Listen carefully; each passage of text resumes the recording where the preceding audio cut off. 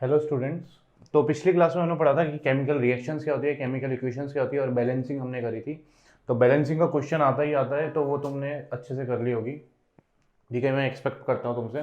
तो अब आज हम इस क्लास में पढ़ेंगे टाइप्स ऑफ रिएक्शंस क्या होती है। फर्स्ट चैप्टर में से बहुत सारे क्वेश्चन इस टॉपिक से बनते हैं। तो फर्स्ट टाइप होता है कॉम्बिनेशन रिएक्शन। ठीक है, फर्स्ट टाइप है कॉम्बिनेशन रिएक्शन।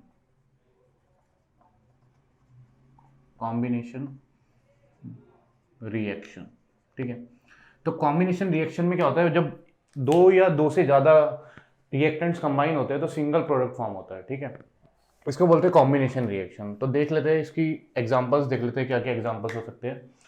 तो सबसे पहला एग्जांपल हम ले लेते हैं, जैसे कार्बन है प्लस ऑक्सीजन। ठीक है, ऑक्सीजन डायटोमिक फॉर्म में होगा एनवायरनमेंट में। तो जब ये मिलेगा तो क्या बनेगा, कार्बन डाइऑक्साइड CO2।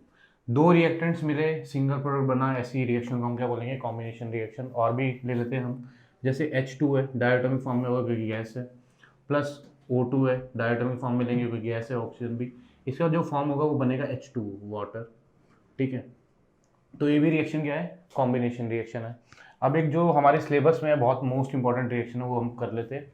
तो सबसे एक और रिएक्शन है CaO। ठीक है, कैल्शियम ऑक्साइड। इसको मैं रेड से लिख देता हूँ, calcium oxide CaO, quick line भी बोलते हैं इसको, प्लस वाटर H2O।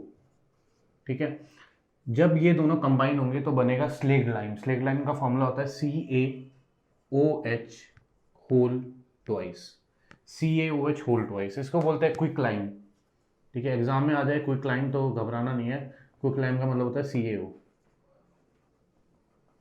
ये वाटर है और ये जो बनेगा हमारे पास प्रोडक्ट, वो बनेगा क्या, स्लेग्ड लाइम।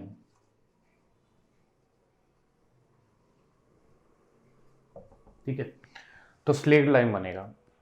इसको ये भी क्या है, एक तरीके की कॉम्बिनेशन रिएक्शन है, बहुत इंपॉर्टेंट रिएक्शन है। Quick lime plus water gives us slaked lime. ठीक है, इसके बाद कॉम्बिनेशन रिएक्शन को यहीं तक रखते हैं। नेक्स्ट रिएक्शन जो आती है हमारे पास, एनर्जी फ्लो रिएक्शंस है। ठीक है, तो एनर्जी फ्लो रिएक्शंस है। तो सबसे पहले अगर सुना हो तो सबसे एंडोथर्मिक रिएक्शंस है ना, एक्सोथर्मिक रिएक्शंस। ठीक है, तो फर्स्ट हम पढ़ते हैं एक्सोथर्मिक। एक्सोथर्मिक रिएक्शंस, ठीक है, एक्सोथर्मिक रिएक्शंस। तो एक्सोथर्मिक रिएक्शन जो अभी मैंने बताई थी लास्ट में रिएक्शन की, quick lime plus water gives us slaked lime, CaO plus H2O gives क्या होगा, CaOH होल ट्वाइस। अभी मैं बताता हूँ होती क्या है। ठीक है, तो एक्सोथर्मिक रिएक्शंस वो रिएक्शंस होती है जिसमें हीट क्या होती है, हीट इवॉल्व होती है। ठीक है, जब रिएक्शन होती है तो हीट इवॉल्व होगी, तो ऐसी रिएक्शन को हम बोलेंगे एक्सोथर्मिक रिएक्शन। ठीक है, तो यहाँ पे क्या होगा, जब ये फॉर्म होगा, स्लेग्ड लाइन फॉर्म होगा, तो यहाँ पे क्या होगा, हीट भी निकलेगी। ठीक है, एनवायरनमेंट में हीट भी निकलेगी। ऐसी रिएक्शन को हम बोलेंगे क्या, एक्सोथर्मिक रिएक्शन। ठीक है, the reaction in which heat is evolve during the reaction is called exothermic reaction. ठीक है, इसके बाद इसी का एक एग्जांपल मैं बताता हूँ तुमको, कि जब इसी का एक क्वेश्चन मैं बताता हूँ जो बहुत पूछा जाता है, जब स्लेग्ड लाइम बन जाता है। ठीक है, ये है स्लेग्ड लाइम। ठीक है, स्लेग्ड लाइम यूज किस में होता है, देखो कैल्शियम ऑक्साइड। ठीक है, क्विक लाइम को जब हम वाटर के साथ वो करेंगे, रिएक्शन करवाएंगे, तो स्लेग्ड लाइम फॉर्म होगा। जो स्लेग्ड लाइम होता है तो इसको बोलते हैं लाइम वाटर भी बोलते हैं। ठीक है, ठीक है, तो ये वाइट वॉशिंग में यूज होता है। ठीक है, लाइम वाटर वाइट वॉशिंग में यूज होता है। तो वाइट वॉशिंग करते टाइम हम क्या करते हैं कि क्या होता है कि हमारे जब वाइट वॉश कर देते हैं तो उस समय हमारे पास जो दीवारें होती है, वॉल्स जो होती है, वो डल डल सी दिखती है। लेकिन अगर वो जब से वो सूख जाती है तो एक ब्राइट फिनिश आता है उस पर। तो वो क्यों आता है ब्राइट फिनिश, ठीक है, ये एक क्वेश्चन बनता है। तो ब्राइट फिनिश क्यों आता है, इसको रिएक्शन के फॉर्म से देखते हैं हम। CaOH whole twice. Okay, CaOH whole twice, थोड़ा सा, ठीक है, CaOH whole twice. Slaked lime क्या करेगा, देखो जब मैं हमने वाइट वॉश कर दिया, स्लेग्ड लाइम को दीवारों पे लगा दिया, तो क्या होगा, जो एटमॉस्फेयर में एयर है प्रेजेंट उसमें ऑक्सीजन भी प्रेजेंट है, तो स्लेक्ट लाइम क्या करेगा, कार्बन डाइऑक्साइड के साथ रिएक्शन करेगा, ठीक है। कार्बन डाइऑक्साइड के साथ रिएक्शन करने पर ये बनाएगा कैल्शियम कार्बोनेट CaCO3, ठीक है। और क्या फॉर्म करेगा, और वाटर फॉर्म करेगा, CaCO3 बनाएगा और वाटर फॉर्म करेगा। इस CaCO3 कैल्शियम कार्बोनेट की वजह से जो हमारे पास फिनिश आती है वो कैसी ब्राइट फिनिश आती है वो उस पर, ठीक है। Due to this calcium carbonate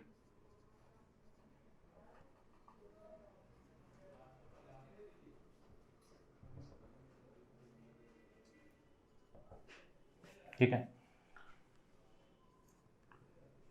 हमारी वॉल्स पे क्या आएगा, ब्राइट फिनिश आएगा, ठीक है। Due to this calcium carbonate we have bright finish on the walls, ठीक है। तो यहाँ तक हमारा एक्सोथर्मिक रिएक्शन कंप्लीट होता है। तो ये रिएक्शन समझ में आई होगी, ठीक है, क्विक स्लेग लाइन वाली। इसके बाद हम एक और देखते हैं कि respiration is also a exothermic process, ठीक है। Respiration is also exothermic process. तो देख लेते हैं वो वाली रिएक्शन भी। क्वेश्चन यहाँ से भी आता है कि why respiration is known as exothermic reaction, ठीक है। तो रेस्पिरेशन में क्या होता है, हमारे सेल्स के अंदर जो ग्लूकोज होता है, ठीक है, C6H12O6, जो हम खाना खाएंगे वो ग्लूकोज की फॉर्म में स्टोर होगा हमारी बॉडी में, हमारे सेल्स में, ठीक है। हमारे सेल्स क्या करेंगे, इस ग्लूकोज को ऑक्सीजन की हेल्प से ब्रेक डाउन करेंगे ताकि एनर्जी बन पाए, ठीक है। तो C6H12O6 प्लस O2 ऑक्सीजन की प्रेजेंस में क्या करेंगे, जब हम सांस लेते हैं तो रेस्पिरेशन के दौरान ही जो फूड होता है वो ब्रेक डाउन होता है, ठीक है। तो जब ये ब्रेक डाउन होगा तो क्या हमारे पास ATP की फॉर्म में एनर्जी रिलीज होगी हमारी बॉडी में, जिससे हम अपने डेली रूटीन के वर्क करते हैं, ठीक है। तो क्या होगा, यहाँ से हमारे पास बाय प्रोडक्ट्स निकलेंगे, ठीक है। तो सबसे पहले क्या निकलेगा, कार्बन डाइऑक्साइड निकलेगा। बाय प्रोडक्ट क्या होते हैं, हम एक्सेल क्या करते हैं, कार्बन डाइऑक्साइड, फिर वाटर भी बनता है, H2O भी बनेगा, और प्लस क्या होगा, एनर्जी, एनर्जी भी क्या होगी, जनरेट होगी, ठीक है। तो ये होता है क्या, रेस्पिरेशन की रिएक्शन है ये, रेस्पिरेशन, ठीक है। तो रेस्पिरेशन के दौरान क्या होता है, ग्लूकोज ऑक्सीजन के साथ में मिलके क्या होता है, हमारे सेल्स के अंदर ब्रेक डाउन होगा, तो कार्बन डाइऑक्साइड बाय प्रोडक्ट निकलेगा, वाटर निकलेगा और एनर्जी भी प्रोड्यूस होगी, ठीक है। यहाँ तक ये रेस्पिरेशन की कंप्लीट हो चुकी है रिएक्शन। अब इसके बाद एंडोथर्मिक रिएक्शंस, ठीक है। इसके बाद हम पढ़ेंगे एंडोथर्मिक रिएक्शंस, ठीक है। तो एंडोथर्मिक रिएक्शंस क्या होती है, जिसमें हीट एब्जॉर्ब होती है, ठीक है। एक्सोथर्मिक में हीट इवॉल्व होती है, निकलती है रिएक्शन में से जब रिएक्शन होती है। एंडोथर्मिक में हीट की वजह से रिएक्शन होती है, ठीक है। तो एंडोथर्मिक रिएक्शन का सबसे अच्छा एग्जाम्पल है फोटोसिंथेसिस, ठीक है। Photosynthesis is an example of endothermic reaction. तो फोटोसिंथेसिस की एग्जाम का रिएक्शन क्या होगा वो देख लेते हैं, ठीक है। फोटोसिंथेसिस में देखो प्लांट क्या क्या यूज़ करता है, क्या क्या रॉ प्रोडक्ट्स यूज़ करता है, कार्बन डाइऑक्साइड यूज़ करता है, CO2 प्लस वाटर यूज़ करेगा, H2O यूज़ करेगा, ठीक है। और सनलाइट एंड क्लोरोफिल भी यूज़ करेगा। तो सनलाइट, ठीक है, तो sunlight is a form of heat energy, ठीक है। तो as a heat energy use करेगा, तो यहाँ पे हीट की तरह भी हम इसको ले सकते हैं। इसलिए यहाँ पे क्या हो रहा है, हीट की वजह से रिएक्शन हो रही है, सनलाइट की वजह से रिएक्शन हो रही है, तो हम मैं बोल सकता हूँ इसको क्या, एंडोथर्मिक रिएक्शंस, ठीक है। और क्लोरोफिल, क्लोरोफिल नहीं होगा तो रिएक्शन होगी ही नहीं, ठीक है। तो क्या बनेगा, प्लांट के पास क्या बनेगा, C6H12O6 खाना बनाएगा वो अपना, प्लस ऑक्सीजन बाय प्रोडक्ट निकालेगा, ठीक है, ऑक्सीजन बाहर निकालेगा। तो ये क्या हो गई, एक तरीके की एंडोथर्मिक रिएक्शन, ठीक है। तो ये बहुत इंपॉर्टेंट है, फोटोसिंथेसिस आ जाए या रेस्पिरेशन आ जाए। देखो रेस्पिरेशन में क्या करना है, रिएक्शन एक ही याद कर लो, सिर्फ क्या करना है, एरो उल्टा कर देना है और ये हटा देना है, ठीक है। रेस्पिरेशन में क्या करोगे, C6H12O6 प्लस O2, ये ऑक्सीजन के प्रेजेंस में क्या होगा, एरो यहाँ पे आएगा, बाय प्रोडक्ट निकलेंगे कार्बन डाइऑक्साइड, H2O और हीट एनर्जी भी निकलेगी, यानी कि एनर्जी निकलेगी, ठीक है, हमारी बॉडी में। तो रेस्पिरेशन बस एरो उल्टा करो, यहाँ पे प्लस हीट कर दो, तो रेस्पिरेशन हो गया, CO2 प्लस H2O, सनलाइट और क्लोरोफिल, C6H12O6 ग्लूकोज बनेगा और ऑक्सीजन बनेगा, ठीक है। तो ये क्या हो गया, ये हो गया फोटोसिंथेसिस की रिएक्शन, ठीक है। और ये क्या है, ग्लूकोज, ठीक है। इसके बाद आता है डीकम्पोजिशन रिएक्शन, ठीक है। इसके बाद हमारे पास आएगा सेकंड टाइप आएगा डीकम्पोजिशन रिएक्शन। तो एक और टाइप देखते हैं डीकम्पोजिशन रिएक्शन।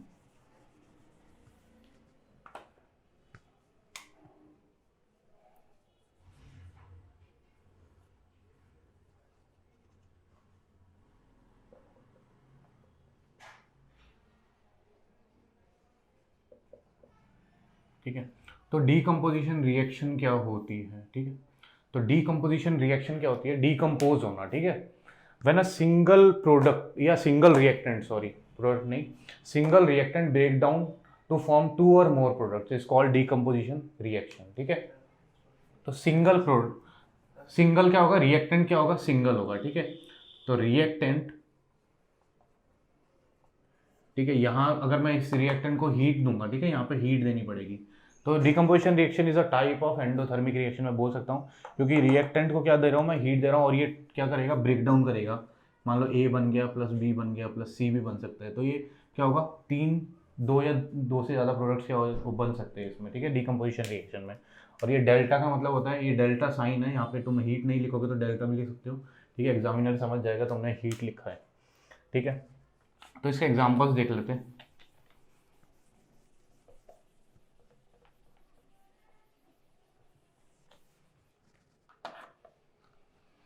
ठीक है, तो अब डिकम्पोजिशन रिएक्शन देखते हैं क्या होती है, ठीक है। तो एक एग्जांपल ले लेते हैं, FeSO4, ठीक है, फेरस सल्फेट क्रिस्टल्स बोलते हैं, ठीक है। जब इसको मैं हीट दूंगा, यहाँ पे हीट लगाओ, लिखो या तो डेल्टा लगाओ, कुछ भी लिख सकते हो, हीट लगा सकते हो, लिख सकते हो, या डेल्टा लगा सकते हो। तो जब मैं इन क्रिस्टल्स को गर्म करूंगा, ठीक है, ये किस कलर के होते हैं, ग्रीन कलर के होते हैं, ठीक है, ग्रीन कलर के क्रिस्टल्स होते हैं, ठीक है। तो जब मैं इसको हीट करूंगा तो ये डिकम्पोज होगा, ठीक है। तो बनेगा ferric oxide Fe2O3 plus sulphur dioxide gas निकलेगी, plus sulphur trioxide gas भी निकलेगी, ठीक है। तो फेरस सल्फेट क्रिस्टल में क्या होता है, ये देखो, ये क्रिस्टल है ना, इसको तुम ऐसे भी लिख सकते हो। तो क्रिस्टल है तो कुछ वाटर रिटेन भी करते हैं ये, ठीक है। तो FeSO4.7H2O होता है, FeSO4.7H2O, ठीक है। यहाँ पे 7 मॉलिक्यूल वाटर के अटैच होते हैं इसके साथ में, ठीक है। इसको बोलते हैं फेरस सल्फेट क्रिस्टल, ये होता है ग्रीन कलर का, ठीक है, ये ग्रीन कलर का होता है। तो Fe2O3 plus SO2 gas plus SO3 gas, ठीक है। जो इसकी पंजेंट स्मेल होती है SO2 गैस की, तो पता कैसे चलेगा कि SO2 गैस निकल रही है, तो पंजेंट स्मेल होती है इसकी, ठीक है। तो पंजेंट स्मेल से जो गैस निकलती है वो कौन सी गैस होगी, SO2 गैस होगी। तो देखो यहाँ पे क्या होगा, ये ग्रीन कलर का होता है, जैसे जैसे मैं इसको हीट करूंगा तो ये डिकम्पोज होना शुरू होगा, यानी कि इसमें से वाटर मॉलिक्यूल क्या होंगे, हटने शुरू हो जाएंगे। तो लास्ट में हमारे पास बनेगा फेरिक ऑक्साइड, ठीक है, क्या बनेगा, फेरिक ऑक्साइड, ठीक है। तो ग्रीन कलर चेंज हो जाएगा रेडिश ब्राउन कलर में, ठीक है, ये कलर चेंज आता है इसमें, और ये बहुत इंपॉर्टेंट रिएक्शन है, पूछी जाती है एग्जाम में। तो एक बार ये रिएक्शन नोट कर सकते हो सभी, ठीक है।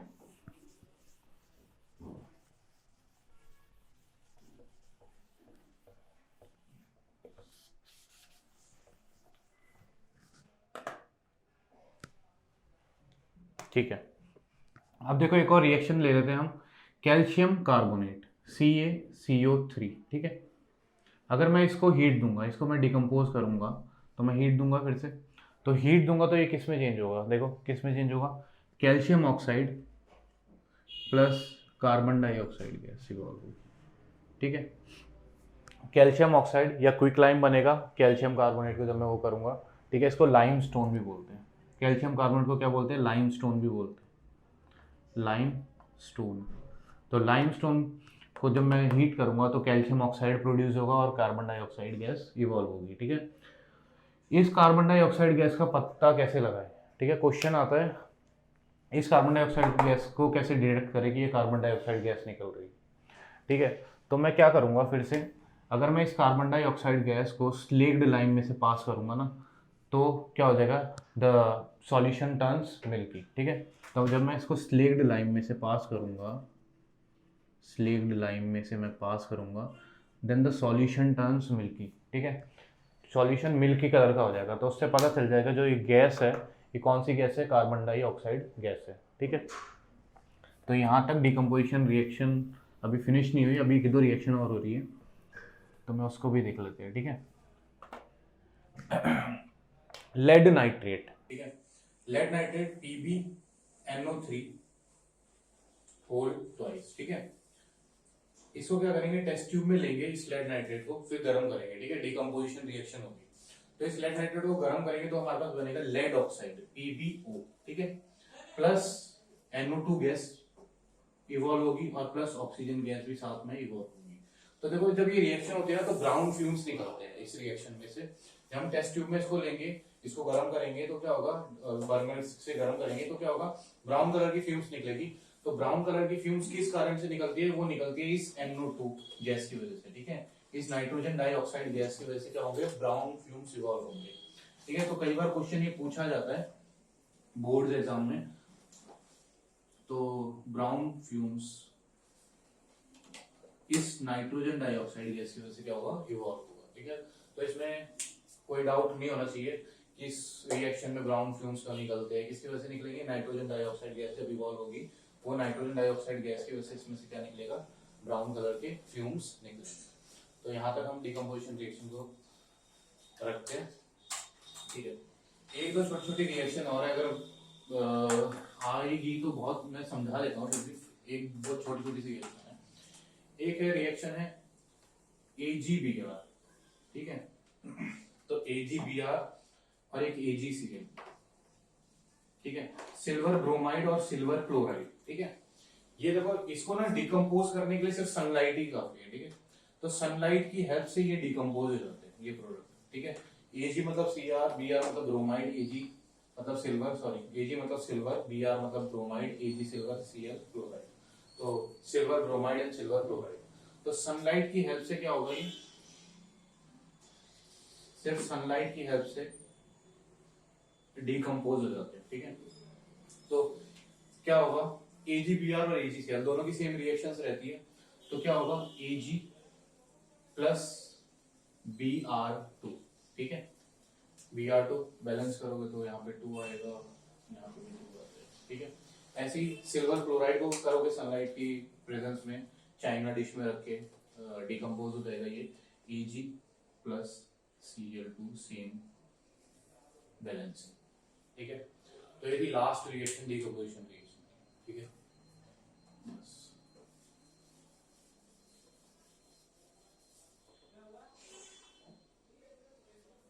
ठीक है, तो इसके बाद हम करते हैं डिस्प्लेसमेंट रिएक्शन। ठीक है,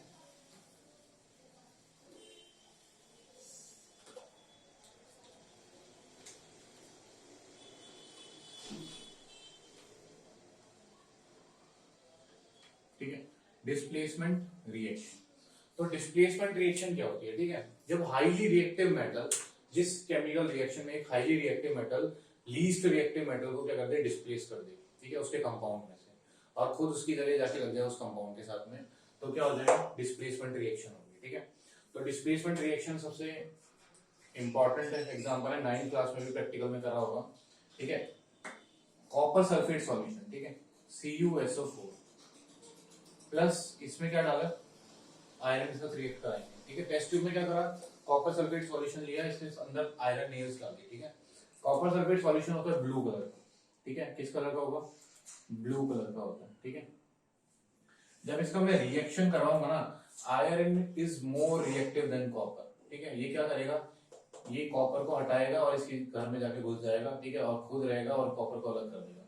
तो क्या रिएक्शन बनेगी, FeSO4 बनेगा, आयरन सल्फेट प्लस कॉपर अलग हो जाएगा। ठीक है, तो जो ये होगा आयरन सल्फेट, अभी हमने पढ़ा था कि आयरन सल्फेट के क्रिस्टल किस कलर के होते हैं, ग्रीन कलर के। तो रिएक्शन, इस रिएक्शन में जो आयरन सल्फेट बनेगा वो किस कलर का बनेगा, सॉल्यूशन किस कलर का हो जाएगा, ग्रीन कलर का। ठीक है, सॉल्यूशन हो जाएगा ग्रीन कलर का, और कॉपर, जो ये कॉपर है ये आयरन नेल्स पे डिपॉजिट हो जाएगा ब्राउन कलर का। ठीक है,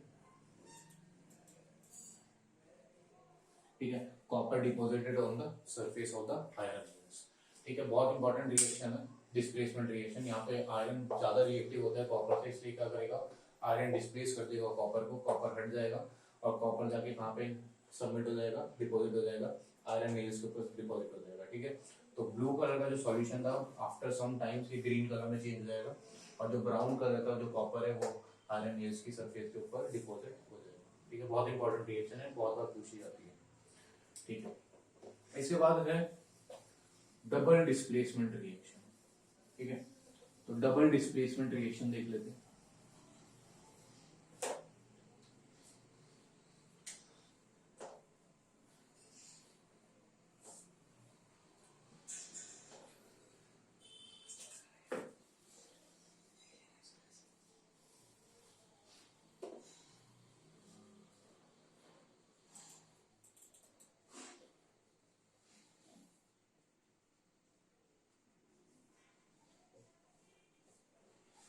ठीक है, तो देखो डबल डिस्प्लेसमेंट रिएक्शन क्या होगा। डिस्प्लेसमेंट रिएक्शन में क्या होता है, एक बार डिस्प्लेसमेंट होता है। डबल डिस्प्लेसमेंट रिएक्शन में 2 बार डिस्प्लेसमेंट होगा, ठीक है। तो 2 बार डिस्प्लेसमेंट होगा, तो देख लेते हैं, बहुत इंपॉर्टेंट रिएक्शन है, ठीक है। बहुत इंपॉर्टेंट टॉपिक है ये इस चैप्टर से, ठीक है। मोस्ट इंपॉर्टेंट टॉपिक है जिससे क्वेश्चन पूछा जा सकता है। तो देखते हैं डबल डिस्प्लेसमेंट रिएक्शन, ठीक है। तो डबल डिस्प्लेसमेंट रिएक्शन में क्या होगा, sodium sulphate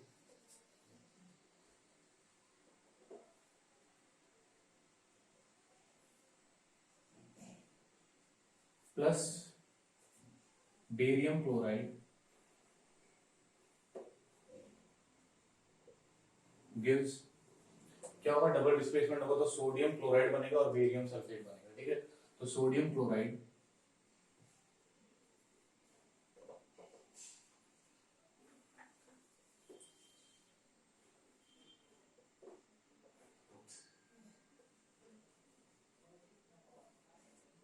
plus barium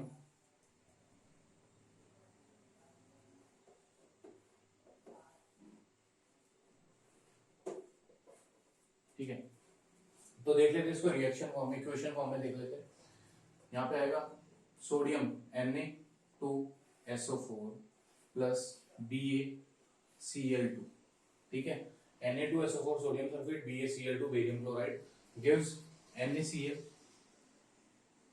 plus barium sulphate, क्या आएगा, BaSO4, ठीक है। क्या आएगा, BaSO4, थोड़ा सा अलग है,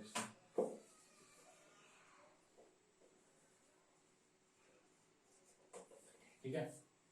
तो देखो ये होगा, क्या होगा, सोडियम किसको करेगा डिस्प्लेस, बेरियम को, बेरियम किसको डिस्प्लेस कर देगा, सोडियम को, ठीक है। दोनों एक दूसरे की जगह जाके लग जाएंगे। तो ऐसा इस रिएक्शन को प्रेसिपिटेशन रिएक्शन भी बोलते हैं, ठीक है। यहाँ पे डबल डिस्प्लेसमेंट हो रहा है, ठीक है। एक बार इसने इसको डिस्प्लेस करा और इसी रिएक्शन में इसने भी इसको क्या कर दिया, डिस्प्लेस कर दिया। इसने इसको डिस्प्लेस करा, ये जाके इसकी जगह पे लग गया, ठीक है, ठीक है। तो क्या होगा, Na2SO4 plus BaCl2 gives NaCl plus BaSO4। Reaction ऐसे लिख के आ सकती है, ऐसे लिखनी पड़ेगी तुमको, ठीक है। तो यहाँ पे देखो जो Na2SO4 है ये एक्वस है, ये भी एक्वस है, NaCl भी एक्वस है, और ये सॉलिड, ठीक है, ठीक है। तो इस रिएक्शन को प्रेसिपिटेशन रिएक्शन क्यों बोला जाता है, क्योंकि यहाँ पे ना इनसॉल्युबल सब्सटेंस फॉर्म होता है, ठीक है।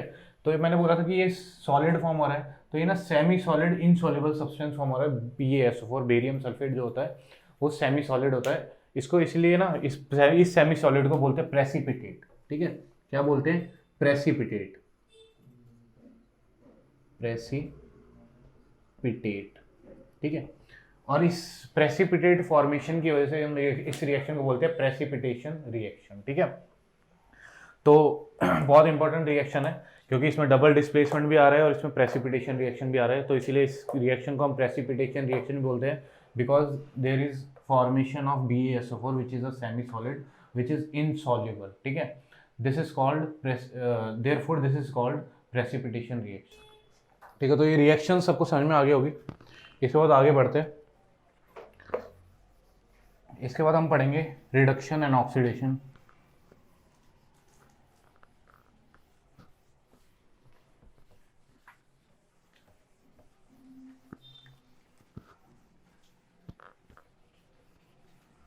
ठीक है। तो पढ़ते सबसे पहले ऑक्सीडेशन, ठीक है। ऑक्सीडेशन होता क्या है, ऑक्सीडेशन, और रिडक्शन। ठीक है, तो देखो ऑक्सीडेशन में क्या होता है, ऑक्सीजन का ऐड होना। ठीक है, जब किसी रिएक्शन में, किसी कंपाउंड में या किसी एलिमेंट में ऑक्सीजन ऐड हो रही है, ठीक है, तो उसको बोलेंगे ऑक्सीडेशन। या हाइड्रोजन रिड्यूस हो, या तो ऑक्सीजन ऐड हो या हाइड्रोजन रिड्यूस हो या कार्बन रिड्यूस हो, तो उसको बोलेंगे ऑक्सीडेशन रिएक्शन। और रिडक्शन में क्या होगा, ऑक्सीजन सब्ट्रैक्ट हो, ठीक है, या हाइड्रोजन या कार्बन ऐड हो। ठीक है, हाइड्रोजन या कार्बन ऐड हो जाए, ठीक है, हाइड्रोजन या कार्बन ऐड हो जाए और ऑक्सीजन क्या हो जाए, सब्ट्रैक्ट हो। ठीक है, ऑक्सीडेशन में ऑक्सीजन ऐड हो जाए, ठीक है, हाइड्रोजन या कार्बन क्या हो जाए, सब्ट्रैक्ट हो जाए, ठीक है, किसी एलिमेंट या किसी कंपाउंड में से, तो उसको हम बोलेंगे ऑक्सीडेशन या रिडक्शन। ठीक है, तो ऑक्सीडेशन और रिडक्शन की एग्जांपल हम देख लेते हैं। ठीक है, सबसे पहले ऑक्सीडेशन में फिर का एग्जांपल देखते हैं।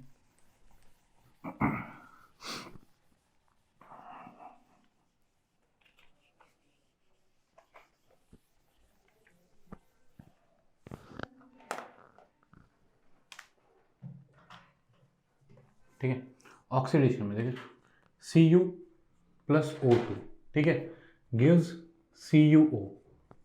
ठीक है, बैलेंस कर लो, 2 यहाँ पे आएगा। ठीक है, अब देखो इस रिएक्शन में क्या हो रहा है, कॉपर में ऑक्सीजन ऐड हो रही है तो कॉपर ऑक्साइड बन रहा है। ठीक है, तो कॉपर में ऑक्सीजन ऐड हो रही है तो कॉपर ऑक्साइड बन रहा है। ठीक है, ऑक्सीडाइज कौन हो रहा है, ये है हो गया ऑक्सीडाइजिंग एजेंट। ठीक है, तो देखो इसमें ऑक्सीडाइजिंग एजेंट होगा। ठीक है, और ऑक्सीडाइज वो कौन रहा है, कॉपर ऑक्सीडाइज हो रहा है। ठीक है, ये ऑक्सीडाइज हो रहा है, ये ऑक्सीडाइजिंग एजेंट है, ऑक्सीडाइजिंग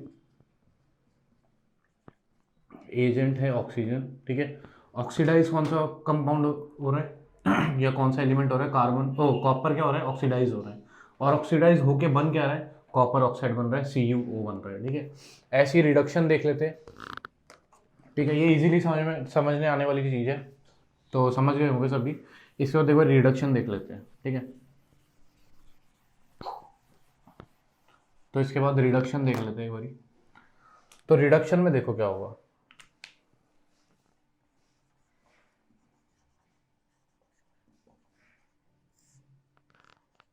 ठीक है,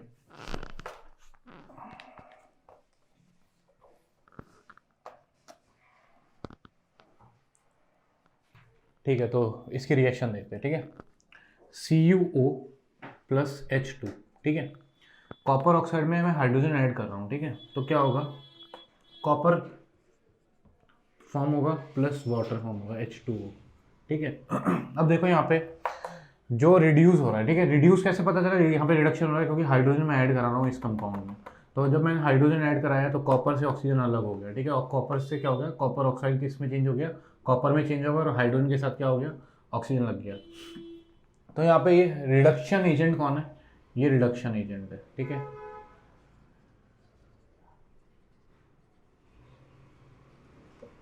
ठीक है, रिडक्शन हुआ किसका, कॉपर ऑक्साइड का हुआ। कॉपर ऑक्साइड के रिडक्शन होने के बाद कॉपर किस में चेंज हो गया, कॉपर में चेंज हो गया। ठीक है, और हाइड्रोजन के साथ क्या लग गया, ऑक्सीजन लग गया। ठीक है, ठीक है, ये समझ में आ गया होगा सबको। इसके बाद हम रिडॉक्स रिएक्शन देखते हैं। ठीक है, यहाँ पे रिडक्शन और ऑक्सीडेशन साइमल्टेनियसली होता है, एक साथ एक ही रिएक्शन में।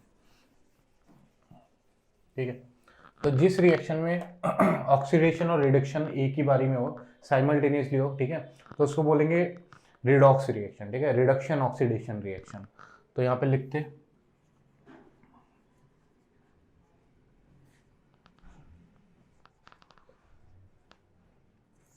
ठीक है, तो अभी जो रिएक्शन ली थी हमने वो एक बार दोबारा देख लेते हैं हम। CuO plus H2 gives Cu plus H2। देखो यहाँ पे कॉपर ऑक्साइड चेंज हो रहा है कॉपर में। ठीक है, कॉपर ऑक्साइड चेंज हो गया कॉपर में, तो इसका तो क्या हो गया, रिडक्शन हो गया। तो यहाँ पे मैं लिख सकता हूँ रिडक्शन। ठीक है, अब देखो हाइड्रोजन, हाइड्रोजन के साथ क्या ऐड हो रहा है, ऑक्सीजन ऐड हो रहा है, तो यहाँ पे क्या हो गया, हाइड्रोजन का ऑक्सीडेशन हो गया। तो यहाँ पे मैं लिख सकता हूँ ऑक्सीडेशन। तो ऐसी रिएक्शन जिसमें रिडक्शन और ऑक्सीडेशन साइमल्टेनियसली हो, तो इस रिएक्शन को बोलते हैं रिडॉक्स रिएक्शन। ठीक है, यहाँ तक हमारी टाइप्स ऑफ रिएक्शन कंप्लीट होती है। ठीक है, कई बार रिडॉक्स रिएक्शन पूछ लेता है, तो ये एग्जांपल बहुत अच्छा है, इसमें ऑक्सीडेशन भी हो रहा है, रिडक्शन भी हो रहा है। ठीक है, तो ये एग्जांपल याद रखना हमेशा। तो यहाँ तक हमारी टाइप्स ऑफ इक्वेशन क्या हो गई, कंप्लीट हो गई। ठीक है, टाइप्स ऑफ रिएक्शन कंप्लीट हो गई, सॉरी। ठीक है, ठीक है, अब इसके बाद हम पढ़ेंगे कोरोजन एंड रेंसिडिटी। ठीक है, बहुत छोटा टॉपिक है। ठीक है, तो कोरोजन एंड रेंसिडिटी।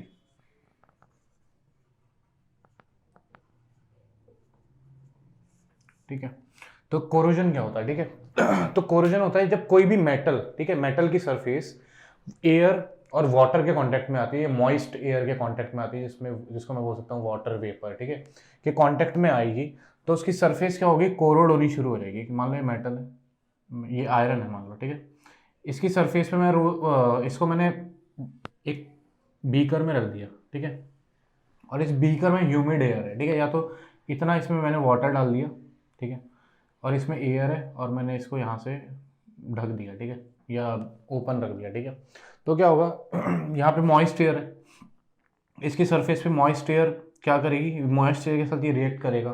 तो क्या होगा, Fe रिएक्ट करेगा किसके साथ, H2O के साथ, क्योंकि मॉइस्ट एयर में क्या होता है, वाटर वेपर के मॉलिक्यूल्स होते हैं। ठीक है, वाटर के मॉलिक्यूल्स प्रेजेंट होते हैं। तो क्या बनेगा, Fe2O3 बनेगा, Fe2O3 बनेगा। इसी चीज़ को हम क्या बोलते हैं, रस्ट बोलते हैं। ठीक है, इस चीज़ को बोलते हैं रस्ट, और इस प्रोसेस को बोलते हैं रस्टिंग।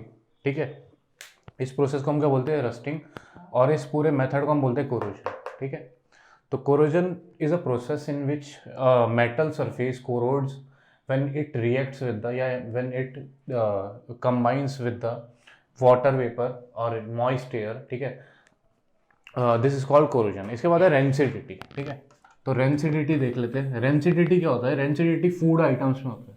जो oil and fat containing food items होते हैं, अगर मैं उनको ओपन एयर में रख दूं, ठीक है, तो जब मैं उनको ओपन एयर में रखूंगा तो क्या होगा, उनकी स्मेल चेंज हो जाएगी, उनका टेस्ट चेंज हो जाएगा, वो रेंसिड हो जाएंगे। ठीक है, रेंसिड मतलब सड़ जाएंगे। ठीक है, तो जब ये प्रोसेस होगा तो इसको बोलेंगे रेंसिडिटी। ठीक है, रेंसिड हो जाएंगे। ठीक है, तो when oil and fat containing food items are kept in open air, ठीक है, are kept in atmosphere openly, they become rancid and their smell and taste changes, it is called rancidity. ठीक है, हाँ तो बच्चों, आपको रेंसिडिटी और corrosion में पता चल गया होगा कि क्या रेंसिडिटी क्या होती है और कोरोजन क्या होता है। तो इसके प्रिवेंशन क्या क्या है, तो प्रिवेंशन हम एक बार देख लेते हैं क्या क्या प्रिवेंशन है। छोटे सा टॉपिक है बस, प्रिवेंशन क्या है। तो कोरोजन में क्या होता है, कोरोजन को कैसे रोक सकते हैं, मतलब रस्टिंग को कैसे रोक सकते हैं। तो किसी भी मेटल आइटम पे हम पेंट कर सकते हैं, ग्रीस कर सकते हैं, ऑयलिंग कर सकते हैं। ठीक है, तो ये सब प्रिवेंशन है ताकि वो मॉइस्ट एयर के साथ क्या ना कर पाए, रिएक्शन ना कर पाए। ठीक है, मॉइस्ट एयर के साथ ताकि रिएक्शन ना कर पाए, तो कोरोजन क्या हो जाएगा, कोरोजन रुक जाएगा। ठीक है, इसके बाद रेंसिडिटी। रेंसिडिटी क्या कर को कैसे प्रिवेंट करें। ठीक है, एक तो एयर टाइट कंटेनर यूज़ कर सकते हैं हम, एयर टाइट कंटेनर। ठीक है, नाइट्रोजन बैग्स यूज़ कर सकते हैं, मतलब ठीक है, ऑयल कंटेनिंग आइटम्स को नाइट्रोजन फिल्ड बैग्स में यूज़ कर सकते हैं। ठीक है, उसमें रख के हम क्या कर सकते हैं, रेंसिडिटी को कंट्रोल कर सकते हैं। ठीक है, प्रिवेंट कर सकते हैं। और हम क्या कर सकते हैं, प्रिजर्वेटिव्स यूज़ कर सकते हैं, प्रिजर्वेटिव्स यूज़ कर सकते हैं। प्रिजर्वेटिव्स में जैसे ऑयल्स वगैरह होते हैं। ठीक है, जैसे अचार वगैरह बनता है किसी घरों में, तो हम क्या करते हैं, उसके ऊपर सरसों का तेल डाल देते हैं। तो सरसों का तेल क्या करता है, रेंसिडिटी रोकता है। ठीक है, कैसे रोकेगा, जो ऑयल कंटेनिंग फूड आइटम है, जैसे जो अचार है, यानी कि उसको एयर के कांटेक्ट में आने से रोकता है। तो जो वो प्रिजर्वेटिव का काम करता है वो ऑयल जो होता है। ठीक है, तो इस तरीके से हम क्या कर सकते हैं, कोरोजन और रेंसिडिटी को क्या कर सकते हैं, प्रिवेंट कर सकते हैं। यहाँ पे लिख सकते हो तुम ऑयलिंग, ग्रीजिंग, ठीक है, एंड पेंटिंग।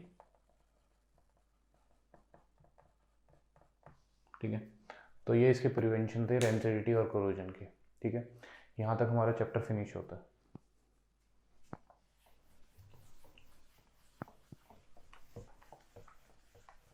तो यहाँ पे ही हमारा चैप्टर ख़त्म होता है पूरा।